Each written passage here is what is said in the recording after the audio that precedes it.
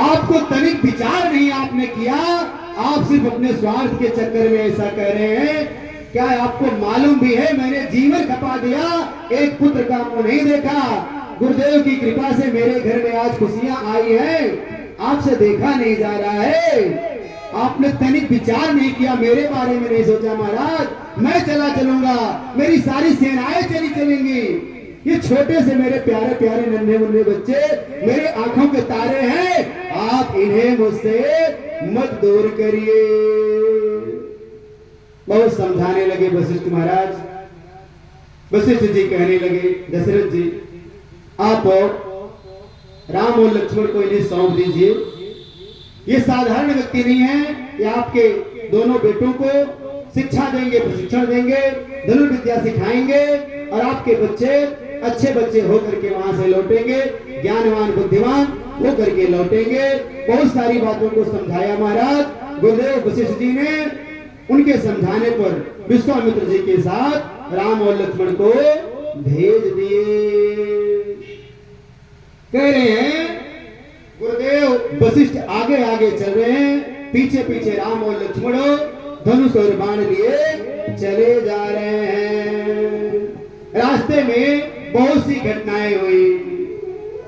एक घटना का वर्णन दिया है, क्योंकि बहुत ज्यादा विस्तार से नहीं जा रहे हैं, मुख्य बातें हैं, उन्हीं बातों को मैं बताने का प्रयास कर रहा हूं। रास्ते में जा रहे हैं राम लक्ष्मण, आगे आगे गुरुदेव महाराज, पीछे पीछे दोनों भैया धनुष बाण लिए। कहे चले जात मुनि, चले जात मुनि दीन दिखाए, चले जात मुनि दीन दिखाए, चले जात मुनि दीन दिखाए। संतान का क्रोध कर भाई, संतान का क्रोध कर भाई, संतान का क्रोध कर भाई, रास्ते में जा रहे हैं, तब तक ताड़का नाम के राक्षसे बहुत फाड़ के दौड़ी खाने के लिए प्रहार करना शुरू किए।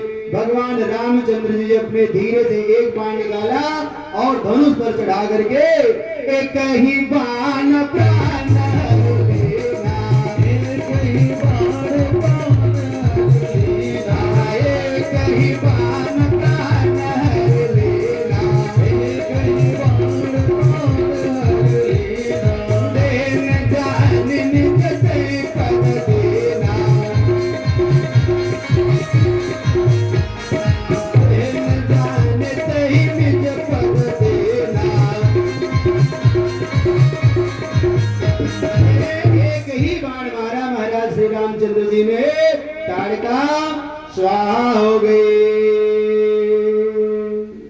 आगे और बढ़े, सोनी मारी जन साचर को, सोनी मारे जन निशाचर को, सोनी मारी जन साचर को, ले सहाय धावा मन द्रोहे, ले सहाय धावा मन द्रोहे, ले सहाय धावा मन द्रोहे, ले सहाय धावा मन द्रोहे।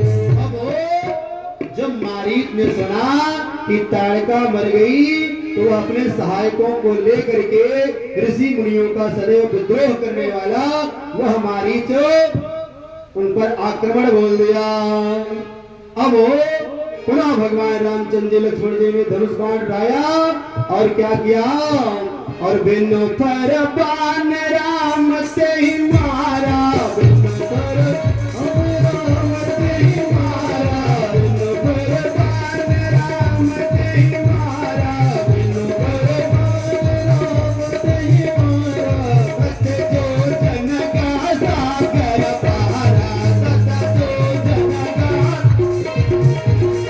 सत जो जन का सागर पारा, सत जो जन का सागर पारा।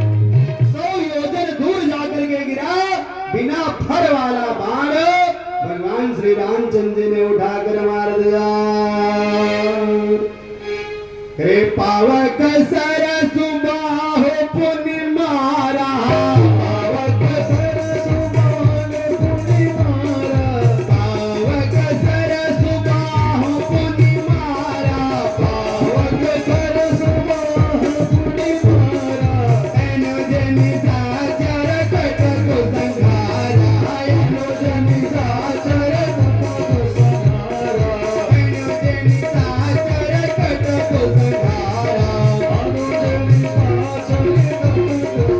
संघारा, एनो जनि साचर कटक संघारा, एनो जनि साचर कटक संघारा। करे आगे फिर जब बढ़ने लगे, एक बड़ा ही आश्चर्यजनक दृश्य उनको दिखाई दिया। भगवान रामचंद्र जी महाराज से पूछने लगे, महाराज यह कैसा स्थान है?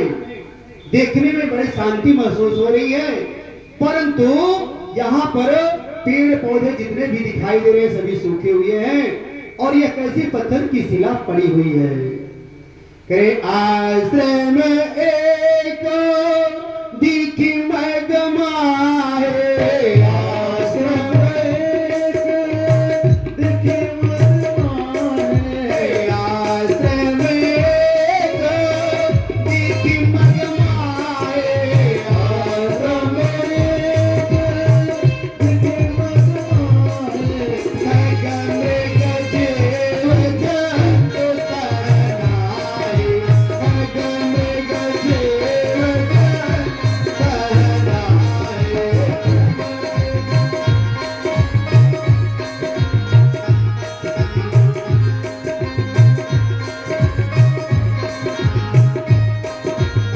भगवान रामचंद्र जी पूछने लगे, गुरुदेव कृपा करके यह बताएं, यह कैसा दृश्य है? यह शिला कैसी पड़ी हुई, क्या राज की बात है? गुरुदेव वशिष्ठ बताने लगे, राम यह शिला तुम्हारी ही प्रतीक्षा कर रही है। इसे श्राप मिला था, यह गौतम ऋषि की नारी अहिल्या है, और उनके बारे में बताने लगे। कैसी है ये? ऋषियों ने लिखा, सुनो सुनो ए हाल गौतम ज्ञानी का, सुनो सुनो ए हाल गौतम ज्ञानी का, पिता दिया है मान इंद्र अभिमानी का, सुनो सुनो ए हाल गौतम।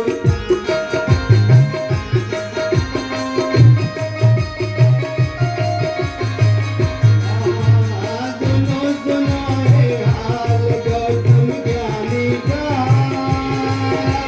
मिटा दिया है मान इंद्र अभिमानी का।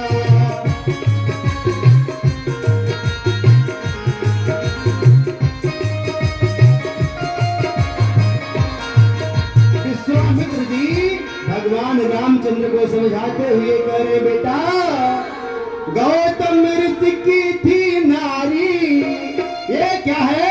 गौतम ऋषि की थी नारी, जो सुघर अहिल्या प्यारी, गौतम ऋषि की थी नारी, जो सुघर अहिल्या प्यारी, गौतम ऋषि की थी नारी, जो सुघर अहिल्या प्यारी, गौतम ऋषि की थी नारी, जो सुघर अहिल्या प्यारी।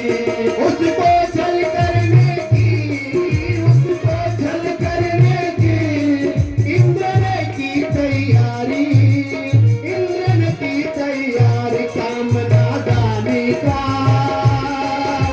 मिटा दिया है मान इंद्र अभिमानी का। सुनो सुनो ए हाल गौतम ज्ञानी का,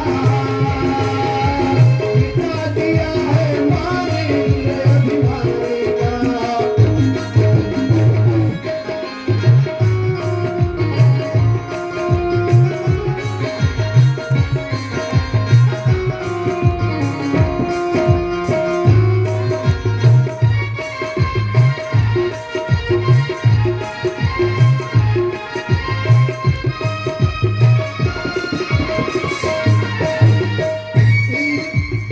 इंद्र के मन में गौतम ऋषि की पत्नी अहिल्या को देख करके लोभ जगा और काम की की लोलुपता बसो वो गलत काम करने के लिए चंद्र देवता से बोला। इंद्र बोले ऐ चंद्रदेव आप मुर्गा बन जाइए और 12 बजे रात्रि अर्धरात्रि को ही आप बोल देना। आज के समय भगवान सबके पास घड़ी दिए हैं, सबके पास समय का ज्ञान है। उस समय लोग मुर्गा बोलने की आवाज तथा चांद तारों को देख करके समय का अंदाजा लगा लिया करते थे। महर्षि का रोज का नियम था, रोज सवेरे जैसे ही मुर्गा बोलता वो अपना दंड कमंडल उठाते गंगा मैया में स्नान करने चले जाया करते थे। गंगा स्नान करके आते, नित्य क्रिया से निवृत्त होकर के गंगा स्नान करके आते, पूजा पाठ में लग जाते थे। इंद्र उसका फायदा उठाना चाहा और चंद्रदेव को मुर्गा बनने के लिए कह दिए। चंद्रदेव मुर्गा बन के बोल दिए अर्धरात्रि को ही, और महाराज जा पहुंचे गंगा जी स्नान करने के लिए। करे हैं